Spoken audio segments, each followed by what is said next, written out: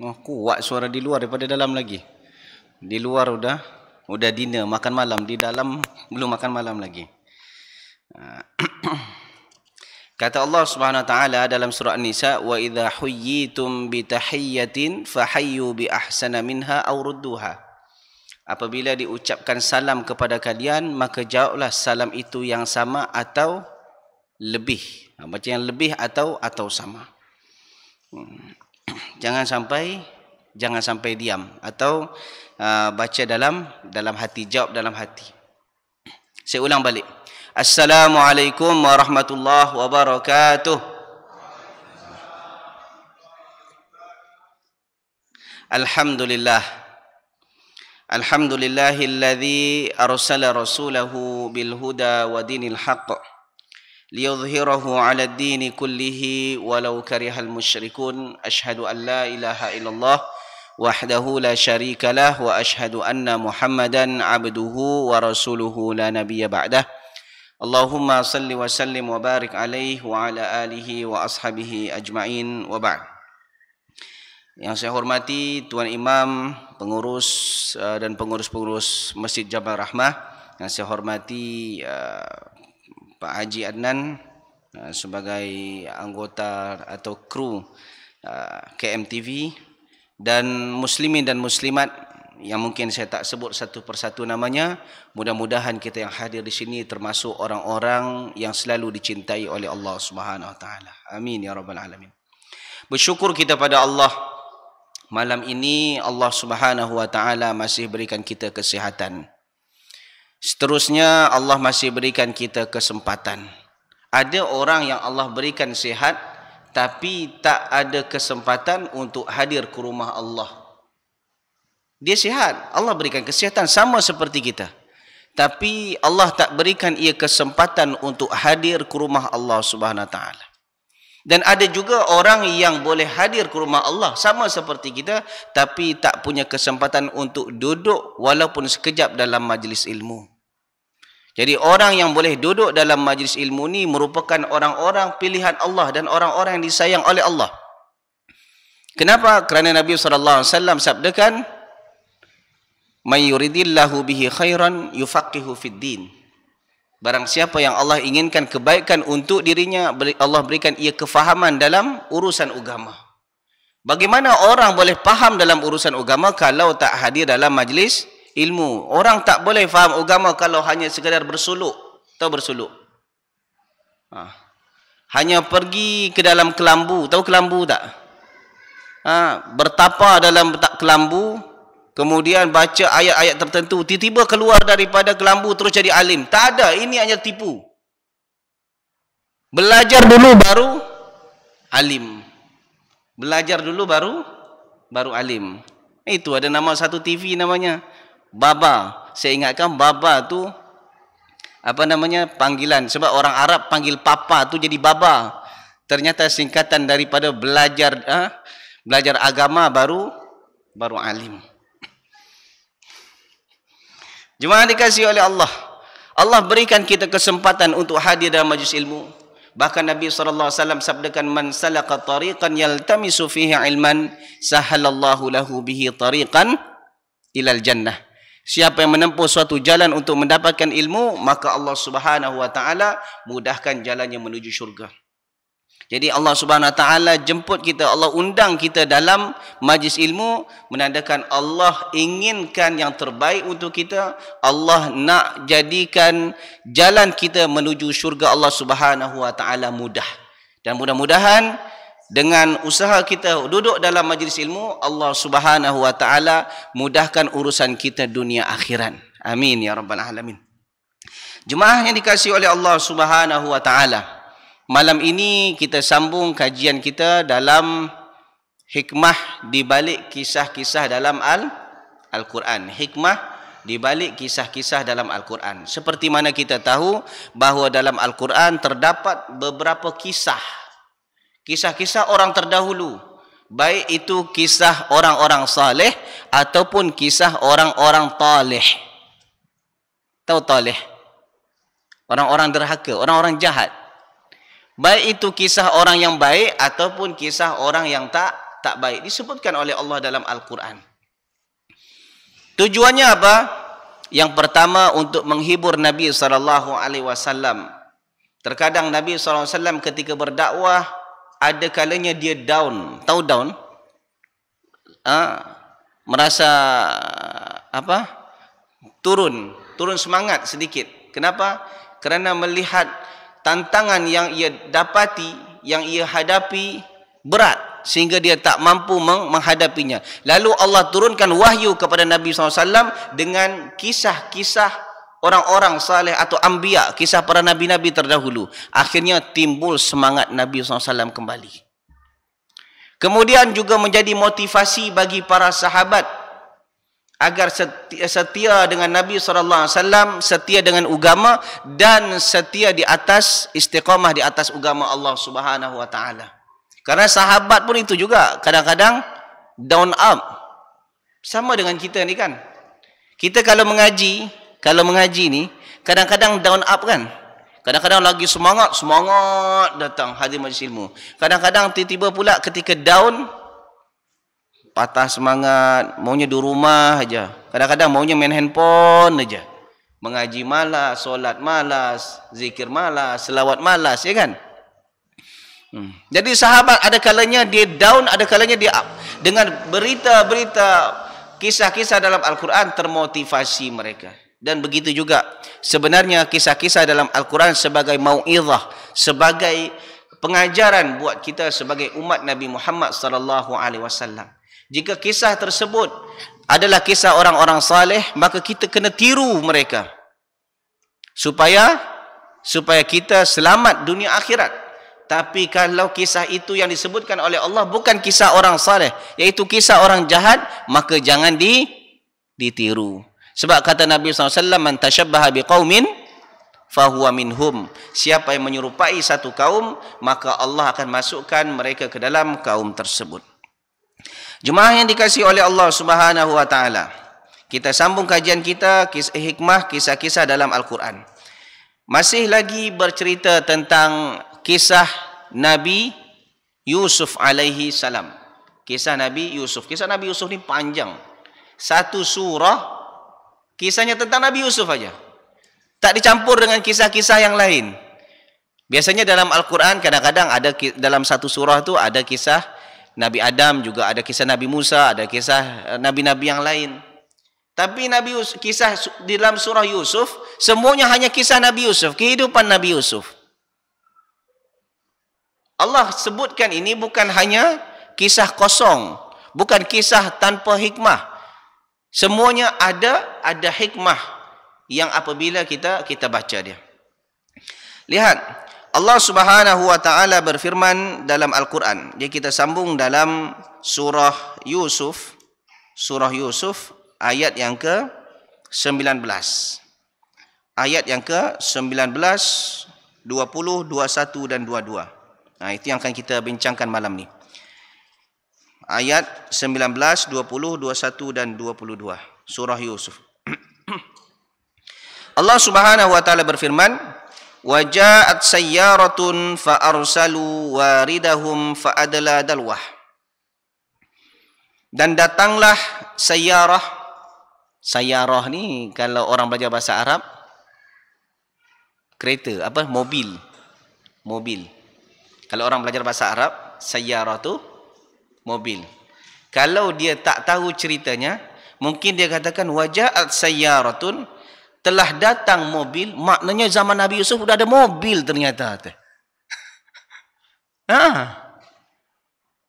Ya sebab sayyarah jemaah kalau belajar bahasa Arab, pasti tanyalah mobil tu apa bahasa Arabnya? Pasti sayyarah.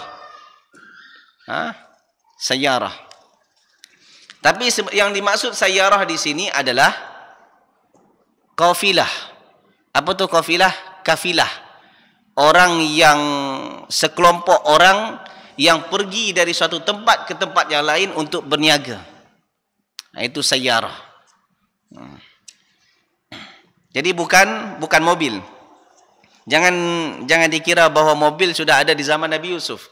Kalau mobil sudah ada di zaman Nabi Yusuf, maka confirm Mobil sudah ada zaman Nabi Muhammad. Kan macam tu kan? Sebab Nabi Yusuf jauh di atas daripada Nabi Muhammad. Kalau ada di zaman Nabi Muhammad, pasti Nabi suka dengan mobil-mobil tertentu. Kalau Nabi suka dengan mobil-mobil tertentu, nanti akan timbul mobil sunnah dan mobil bid'ah. Ya kan? Tapi tidak seperti itu. Mobil adalah urusan dunia. Antum a'lamu bi umurid dunyakum. Kamu lebih tahu tentang urusan dunia kamu. Jadi walaupun Nabi tidak ada mobil di zamannya, walaupun Nabi tak pernah naik mobil, Nabi tak pernah naik kapal terbang, tapi tak ada istilah bid'ah secara syar'i, tapi bid'ah secara lughawi ya ada. Memang itu pun termasuk bid'ah, tapi bid'ah dalam urusan lughawi secara bahasa. Jadi jemaah dikasihi oleh Allah Subhanahu wa taala, waja'at sayyaratun fa arsalu waridahum fa adla dalwah. Telah datang. Siapa yang telah datang? Sekelompok musafir. Sayyarah, sekelompok musafir. Fa arsalu waridahum fa adla dalwah. Mereka menyuruh seseorang daripada kalangan mereka, fa adla dalwah, untuk menurunkan timbanya ke sumur, ke perigi. Jadi jemaah dikasihi oleh Allah. Qala ya Bushra hadza gulam. Lalu dia berkata, ya Bushra, aduh gembiranya, berita baik ni, hadza gulam. Ini ada anak muda yang sangat handsome, yang sangat ganteng. Wa asarruhu bida'ah. Kemudian mereka menyembunyikannya sebagai barang dagangannya. Wallahu alimum bima ya'malun. Allah mengetahui apa yang mereka buat. Jemaah dikasihi oleh Allah. Sebenarnya kisah ini lanjutan daripada kisah sebelumnya. Kisah ini lanjutan daripada kisah sebelumnya. Seperti mana kita tahu bahawa Nabi Yusuf alaihissalam berada di dalam perigi, dalam sumur. Sebab apa?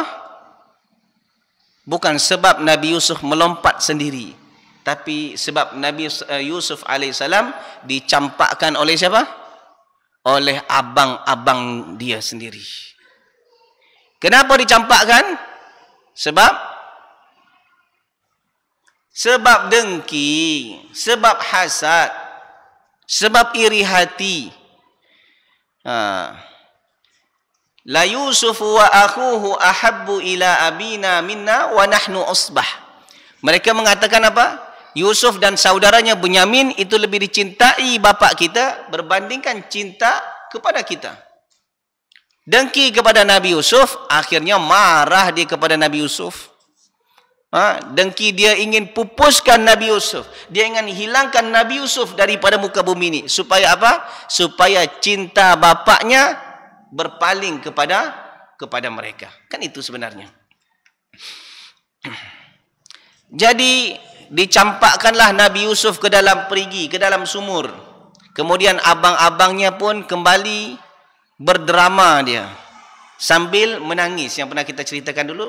Balik ke rumah bapaknya sambil menangis, bahawa dia katakan, Nabi Yusuf kami tinggalkan inda mata'ina, di sebelah barang-barang kami. Maknanya kami ada bawa barang dan kami letakkan Nabi Yusuf untuk jaga barang tersebut. Kami bermain di sana sebab ini permainan orang besar, sementara Nabi Yusuf masih kecil. Jadi kami tinggalkanlah Nabi Yusuf dekat barang-barang tersebut. Fa'akalahu dhi'b. Maka serigala pun memakan Nabi Yusuf. Dia balik dalam keadaan, ni abang-abangnya balik dalam keadaan menangis. Ini tangisan drama cuma. Sandiwara, bukan tangisan kesedihan, bukan, tapi tangisan drama. Jadi ketika itu jemaah dikasihi oleh Allah Subhanahu wa taala, qala Ibnu Ishaq, berkata Ibnu Ishaq, lamma alqahu ikhwatuhu jalasu haula al-bi'r. Tatkala Nabi Yusuf dicampakkan ke dalam perigi, ke dalam sumur tersebut, abang-abangnya balik ke rumah sambil drama, sambil bersandiwara, menangis Seakan-akan bersedih kehilangan Nabi Yusuf, padahal hati mereka gembira. Kemudian mereka pun balik lagi ke sumur tersebut, mau memastikan Nabi Yusuf mati tak di dalam nanti. Takut-takut Nabi Yusuf mati. Mereka tak ingin Nabi Yusuf mati dalam perigi itu. Mereka juga tak nak bunuh Nabi Yusuf. Mereka hanya ingin Nabi Yusuf itu pupus daripada tempat mereka. Pergilah jauh ke mana. Jangan nampakkan batang hidung dia lagi. Itu sebenarnya. Bukan ingin bunuh kali. Jadi dicampakkan ke dalam sumur tadi. Dan akhirnya selepas dicampakkan tu, dia balik dalam keadaan berdrama depan bapaknya, dan dia balik lagi. Jalasu haulal bi'r. Mereka duduk di samping sumur tadi. Tunggu aja gimana keadaan Nabi Yusuf dalam tu. Ternyata di dalam beberapa tafsir disebutkan bahawa Nabi Yusuf alaihissalam tinggal dalam sumur tersebut selama 3 hari. Ada yang mengatakan sampai 1 minggu, dan ada yang menyebut sampai beberapa minggu. Allahu Ta'ala alam. Tidak ada hadis yang sahih yang menceritakan tentang berapa lama dia dalam sumur tadi. Jadi jemaah, ketika Nabi Yusuf dalam sumur tersebut, tak makan, tak minum, sebab sumur tu kering. Kita sekali tak makan lemas kan. Tapi Nabi Yusuf, Allah beri kekuatan. Allah beri kekuatan Nabi Yusuf. Lalu bagaimana cara Allah Subhanahu wa taala menyelamatkan Nabi Yusuf? Fasaqallahu lahu sayyarah. Maka Allah Subhanahu wa taala gerakkan hati manusia. Allah condongkan hati satu kumpulan musafir yang untuk berniaga, yang mereka pergi berniaga, padahal jalan tu banyak, tapi Allah gerakkan menuju tempat di mana sumur Nabi Yusuf alaihissalam. Fanazalu qariban min tilkal bi'r. Lalu mereka pun singgah dekat dengan sumur tersebut. Maka mereka wa arsalu waridahum. Lalu mereka mengutus salah seorang di antara mereka untuk menimba. Kita ni sudah penat, kita perlu air habis. Pergilah, diutus salah satu kepada mereka, diutus salah satu di antara mereka pergi ke sumur sana. Cuba lihat ada air tak di sana. Cuba timba. Mudah-mudahan ada air untuk kita minum. Akhirnya ketika tali sumur tersebut, tali timba tersebut sampai ke dasar, dilihat oleh Nabi Yusuf, inilah kesempatan aku keluar daripada sumur. Dia pegang tali tersebut, lalu ketika orang yang menimba menariknya, maka Nabi Yusuf pun ikut tertarik keluar. Jemaah dikasihi oleh Allah Subhanahu wa taala. Beginilah keadaan dunia ni jemaah. Allah kalau inginkan sesuatu, Allah Subhanahu wa taala terkadang gerakkan makhluk-makhluknya, baik untuk menolong kita atau menghancurkan kita. Ketika kita berbuat baik kepada orang, pasti Allah akan balas. Yang balas itu bukan orang itu, belum tentu orang itu, boleh jadi Allah gerakkan orang lain untuk membalas kebaikan kita. Boleh faham? Ketika kita berbuat jahat pada orang lain, maka Allah Subhanahu wa taala gerakkan hati orang untuk kembali membalas kejahatan kita. Orang yang kita buat jahat pada dia tak balas, tapi ada orang lain yang Allah gerakkan untuk membalas kejahatan kita. Sebab kata Nabi sallam, al jaza min jinsil amal. Balasan itu bergantung kepada amalan. Ketika kita berbuat baik, contoh jemaah, kita lihat ada duri di tengah jalan, lalu kita alihkan duri tersebut, kita buang. Bahkan selemah-lemah iman, kata Nabi sallam, imatatul adza anit tariq. Kalau ada duri-duri, ada paku di tengah jalan, kita alihkan, kita buang. Mungkin tidak ada yang melihat, Mungkin tak ada orang yang pandang. Mungkin tak ada orang yang mengucapkan terima kasih baiknya engkau. Tak. Mungkin tak ada orang ucap seperti itu. Tapi ingat, faman ya'mal mithqala dzarratin khairan yarah. Siapa yang buat amal kebaikan walaupun sebesar biji zarah, dia akan melihat balasannya. Di mana? Di dunia dan di akhirat. Begitu juga ketika kita buat jahat pada orang lain, kita zalimi orang lain, orang itu tak balas. Ada orang lain yang akan balas. Saya bagi contoh. Ketika kita pinjam uang orang. Ketika kita pinjam itu, kita dalam keadaan susah, minta tolong, pinjam. Ternyata, kemudian ketika kita pinjam uang orang, kita lari, kita tak mau bayar. Mungkin orang tersebut susah mencarinya, dikira, oh kita ni selamat. Belum tentu selamat. Kata Nabi SAW, man akhadha amwalan nas yuridu itlafaha atlafahullah. Barang siapa yang pinjam uang orang, lalu tujuannya untuk menghancurkan, maksudnya tujuannya memang tak nak mau bayar, atlafahullah, maka Allah akan binasakan orang tersebut. Kadang-kadang ketika kita pinjam uang orang, orang tu pinjamkan kepada kita, ketika dia menagih, sebenarnya dia tengah butuh. Dia tengah membutuhkan uang tersebut. Lalu kita lari. Kita lari. Mungkin kita selamat. Yes, mungkin kita selamat. Tapi kita tak selamat daripada hukuman Allah Subhanahu Wa Taala. Akan ada orang-orang lain yang berusaha menghancurkan kita. Berbuat jahat kepada kita. Yang bahkan mungkin uang yang keluar daripada diri kita, daripada saku kita, lebih besar daripada pinjaman kita kepada orang tersebut. Betullah kata Nabi SAW, wattaqu da'watal mazlum fa inna laysa bainahu wa bainallahi hijab.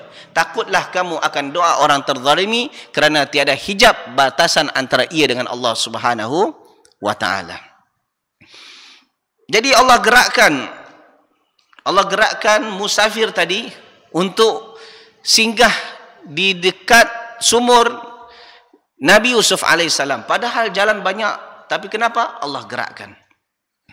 Ketika itu, ketika ditarik tali dan ternyata Nabi Yusuf sudah sampai di luar, wa asarruhu bida'ah, mereka sembunyikan sebagai barang dagangan. Jemaah, jadi ketika Nabi Yusuf sampai di atas, dia pun terkejut. Kenapa? Ternyata abang-abangnya, dikira sudah meninggalkan dia.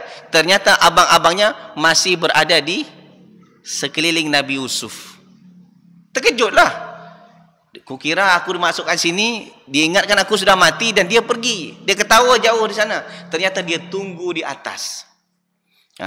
Sampai Nabi Yusuf di atas, yang abangnya pun bersandiwara kepada musafir tadi. Oh, ini abdi, ini hamba aku, ini budak aku, ini hamba aku, yang dia pergi melarikan diri. Wah, bersandiwara lagi ini nih. Pertama dia buat dosa apa? Dosa campakkan. Kemudian dosa apa? Menipu ayah dia. Dosa apa lagi? Dosa bersandiwara. Ini adik dia, dikatakan ini hamba aku. Tengok. Beginilah jemaah dikasihi Allah, ketika kita berani berbuat satu dosa dan tanpa merasa takut bersalah di hadapan Allah Subhanahu Wa Taala, ketahuilah dosa itu akan menarik kita untuk berbuat dosa kali kedua, kali ketiga, keempat, kelima dan seterusnya sampai kita bertobat pada Allah Subhanahu Wa Taala. Maka hari ini kalau ada orang kalau sekali-sekala mencuri, dia akan rasa takut. Tapi kalau kebiasaan mencuri, maka dia tak ada rasa takut. Betul tak? Orang yang tak pernah mencuri, sekali mencuri, dia akan rasa takut. Seakan-akan satu kampung ni tengok dia. Padahal tak ada orang pun tengok dia masa dia mencuri. Tapi dia rasa ada orang tengok dia. Tapi kalau orang dah kebiasaan mencuri, jangankan di tempat sunyi, tempat keramaian pun berani dia mencuri. Ya kan? Inilah sebab orang kalau dah terbiasa berbuat dosa, dia akan tarik berbuat dosa kedua, ketiga, keempat, kelima, keenam. Sampai dia bertaubat pada Allah. Yang akhirnya kalau tak bertaubat pada Allah, mati dalam keadaan bergelimangan dosa dan tak sempat bertaubat pada Allah. Jadi dia pun mulailah wa katamu ayyakuna akhahum. Mereka pun menyembunyikan status Nabi Yusuf. Dia tak katakan Nabi Yusuf ni adik saya, tak. Dia katakan ni hamba aku.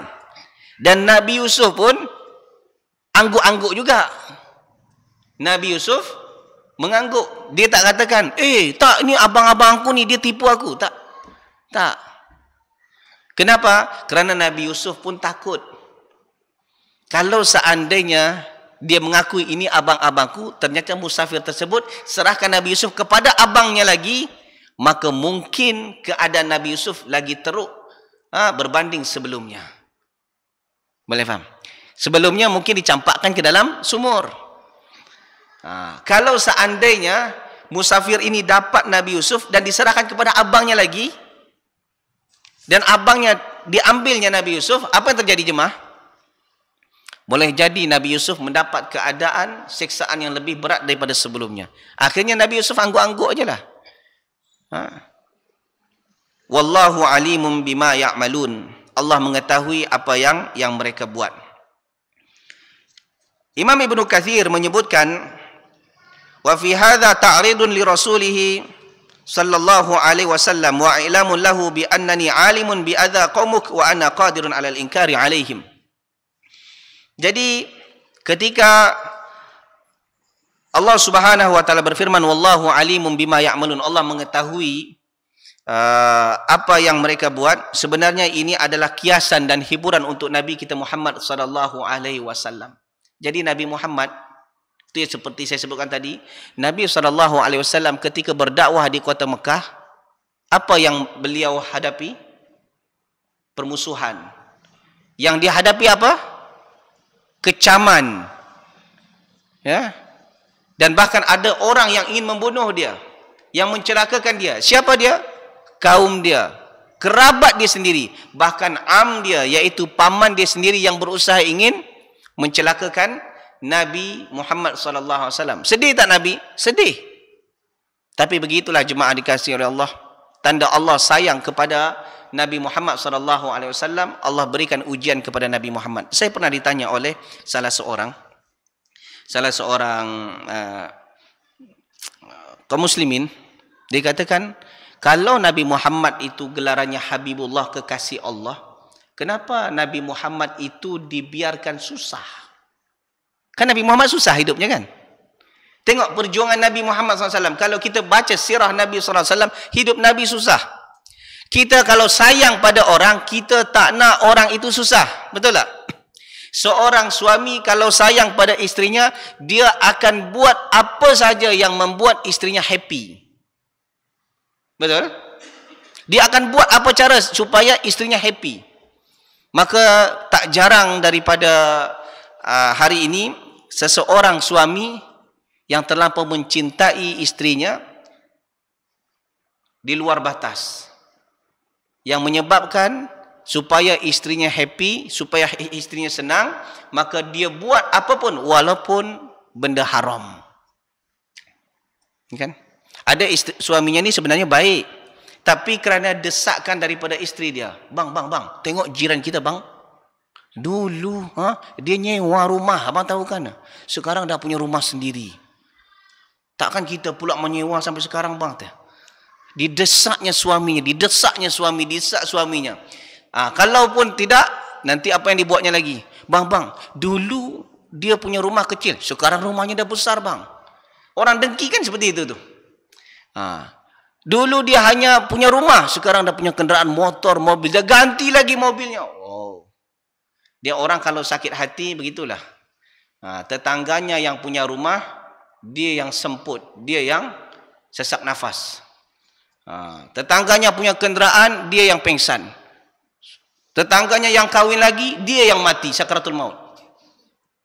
Orang dengki kan gitu. Jadi kadang-kadang suaminya ni baik, tapi kerana desakan daripada istrinya, bang, akhirnya dia buat benda-benda yang haram. Dan memang orang kalau sangat mencintai seseorang, dia akan buat apa saja supaya orang tersebut happy. Betul? Bukankah Allah Subhanahu wa taala sayang kepada Nabi Muhammad? Tapi kenapa dibiarkan Nabi Muhammad susah?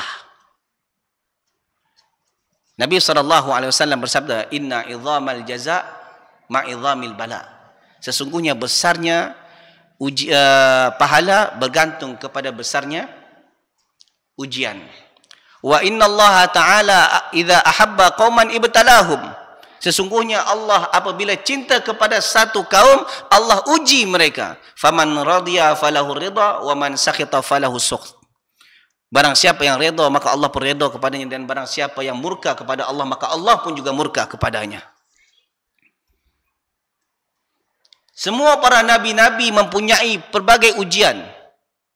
Ada yang sedikit, ada yang besar. Dan untuk menjadi orang besar, dia harus berhadapan dengan banyak ujian.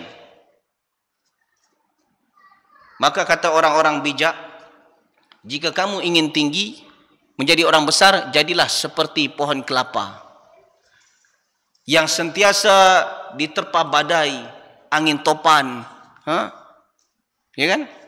Tapi dia tinggi menjulang dia menjulang tinggi. Tetapi kalau kamu takut dikena badai, maka jadilah rumput.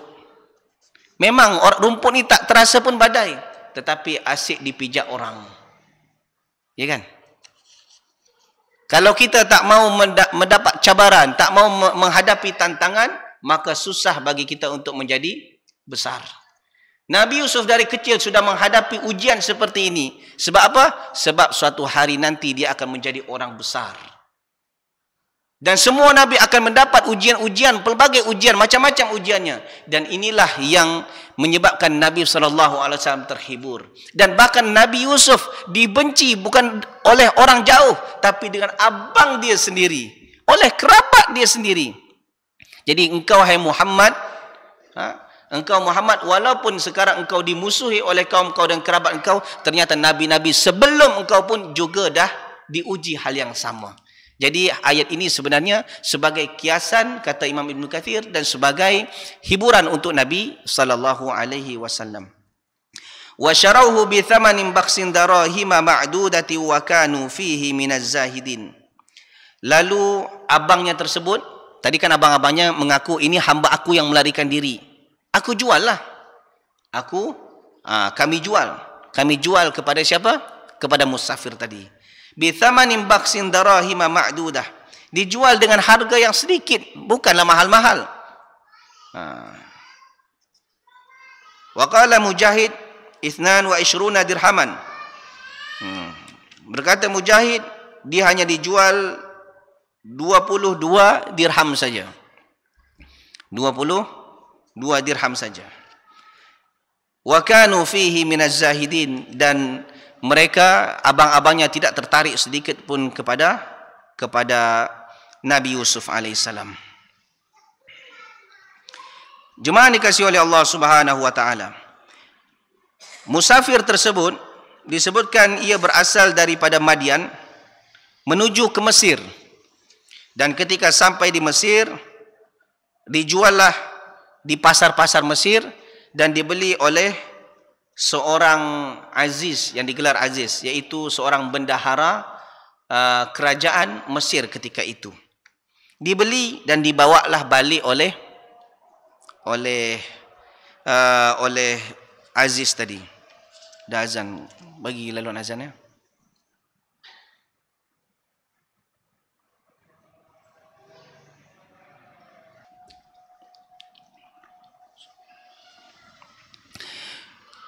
Jemaah dikasihi oleh Allah Subhanahu wa taala.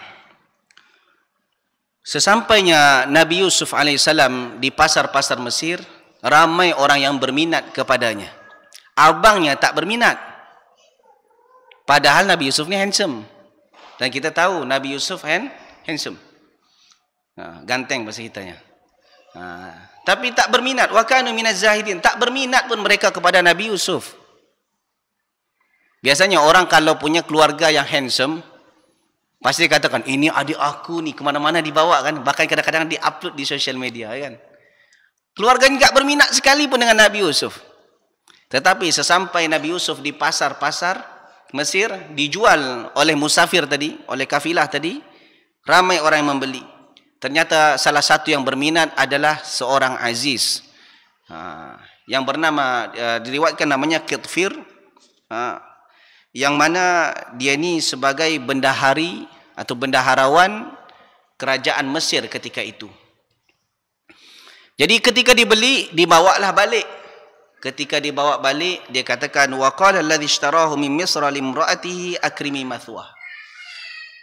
Yang membeli ini, raja ini membeli kepada istrinya, akrimi mathwah, berikanlah ia tempat yang baik. Layani dia dengan yang baik. Asa ayyan fa'ana aw nattakhidahu walada. Boleh jadi nanti anak ini akan bermanfaat untuk kita, atau boleh jadi kita akan ambil dia sebagai anak angkat. Wa kadzalika makanna li Yusufa fil ard. Demikianlah kami berikan kedudukan yang baik kepada Nabi Yusuf di Mesir. Begitulah kehidupan jemaah. Terkadang kita dengan keluarga sendiri dimusuhi. Dengan orang-orang kerabat sendiri kita dibenci. Ternyata ada orang-orang yang kita tidak kenal asalnya. Kita tak ada hubungan darah dengannya, tapi dia berbuat baik kepada kita. Kenapa? Karena boleh jadi itu balasan daripada Allah Subhanahu wa taala atas kesabaran. Atas kesabaran. Dan ini juga yang dirasakan oleh Nabi sallallahu alaihi wasallam. Paman Nabi Abu Lahab benci kepada Nabi. Betul? Kemudian isteri daripada Abu Lahab itu pun juga benci kepada Nabi. Dan banyak juga kerabat-kerabat Nabi yang benci kepada Nabi sallallahu alaihi wasallam ketika Nabi berdakwah.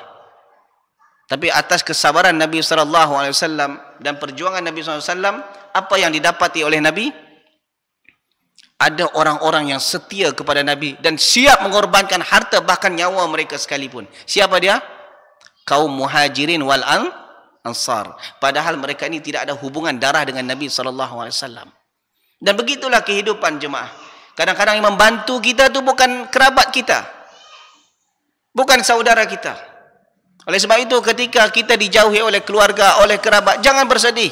Yang penting kita tidak dijauhi oleh Allah Subhanahu wa taala. Kenapa? Karena Allah Subhanahu wa taala akan gerakkan hati orang-orang untuk berbuat baik kepada kita. Lihat apa yang dialami oleh Nabi Yusuf.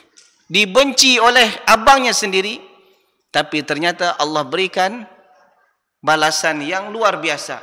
Dia berada dalam istana. Andaikan Nabi Yusuf di rumahnya bersama ayahnya, bukan dalam istana. Andaikan abangnya tidak menyakiti Nabi Yusuf ketika itu, maka dia hanya duduk di rumah biasa. Tetapi ketika disakiti dan Nabi Yusuf bersabar dan bertawakal pada Allah Subhanahu wa taala, apa yang terjadi? Nabi Yusuf alaihissalam diberikan tempat yang bagus, yaitu dalam istana. Wa kadzalika makanna li Yusufa fil ard. Demikianlah kami yang memberikan kedudukan yang baik kepada Yusuf di negeri Mesir. Walinu'allimahu min ta'wilil ahadits, dan kami mengajarkan kepada Nabi Yusuf ta'wil hadis. Jadi Nabi Yusuf ini Allah berikan mukjizat boleh mentakwilkan mimpi. Sama seperti Nabi ayahnya sendiri, Nabi Yakub. Ada mimpi dan kemudian ditakwil. Kadang jemaah, mimpi itu ada kalanya betul, kadang-kadang petunjuk, dan ada kalanya ia hanya sekadar hiburan atau bunga-bunga tidur. Ya, kadang mimpi itu petunjuk, tapi ada kalanya dia bunga tidur. Tapi bukan bermakna petunjuk akhirnya kita mengedepankan mimpi berbanding dengan nas-nas yang sharih dan sahih. Kerana hari ini begitulah yang kita lihat.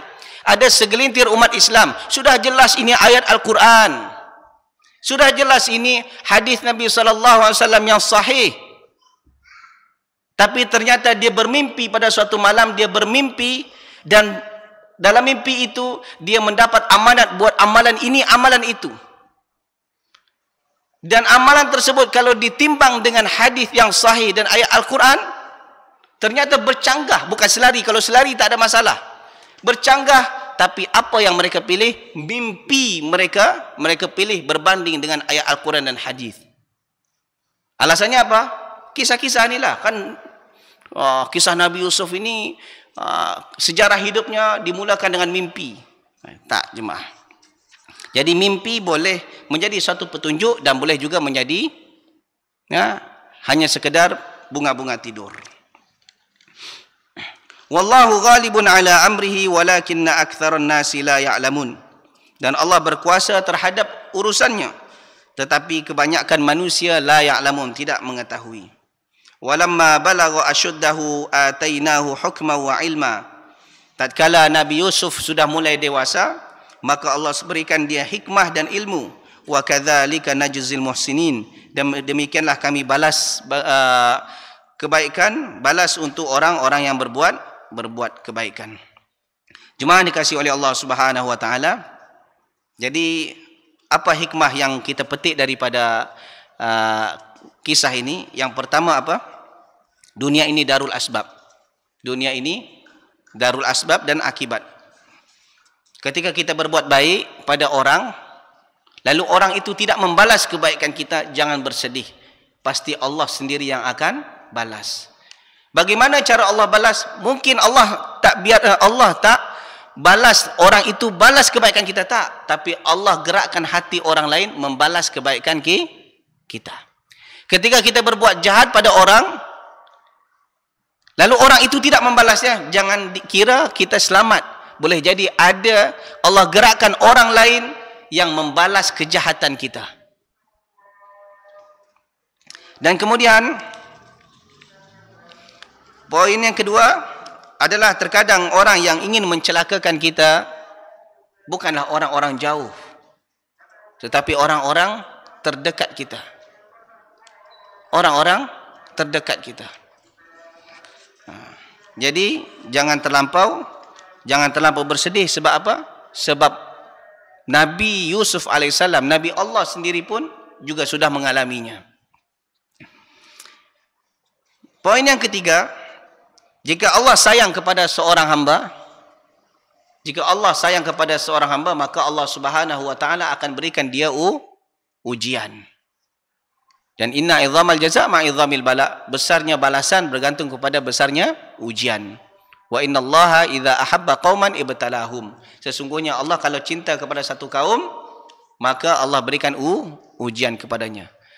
Jadi bertambah tingginya ujian, maka bertambah besar pahala yang dia terima.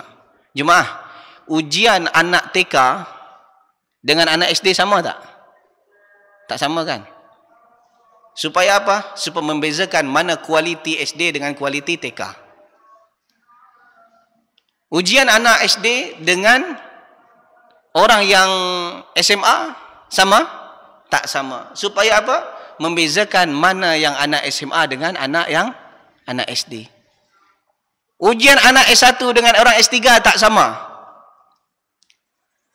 Ketika dia masih S1 dia merasa ini berat sangat. Tapi kalau dia sampai S3, dia tengok ujian anak S1 ni, alah tutup mata pun esok boleh aku jawab, kata dia. Tapi ketika dia merasa ujian yang dihadapi itu berat, sebenarnya untuk meninggikan derajatnya di sisi Allah Subhanahu wa taala. Makanya kalau kita lihat para nabi-nabi Allah semuanya dapat ujian yang berat, tapi ternyata bukan satu level. Nabi-nabi Allah tak satu level. Ada nabi-nabi yang biasa, ada nabi-nabi ulul azmi. Kan ya kan?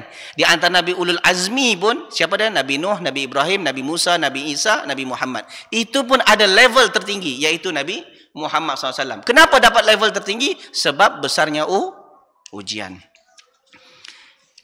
Poin seterusnya, setiap musibah yang menimpa kita pasti ada hikmahnya. Mungkin kita bukan dapat on the spot, bukan langsung. Mungkin kita dapat musibah hari ini, bukan dapat ujian hari ini, tak. Boleh jadi Allah Subhanahu wa taala berikan hikmahnya setahun, 2 tahun, 5 tahun, 10 tahun yang akan datang. Yang terakhir, kadang-kadang orang yang berbuat baik kepada kita bukanlah orang terdekat dengan kita. Tapi orang yang tak ada hubungan darah dengan kita, dia yang berbuat baik dan setia kepada kita. Dan boleh jadi itu adalah balasan daripada Allah Subhanahu Wa Taala atas kesabaran dan ketakwaan kita pada Allah Subhanahu Wa Taala. Allahu Taala a'lam bissawab. Ada pertanyaan?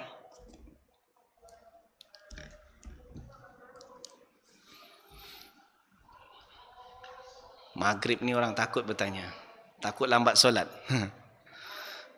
Okey, tak apa. Harap-harap semua faham kan? Ke tak faham?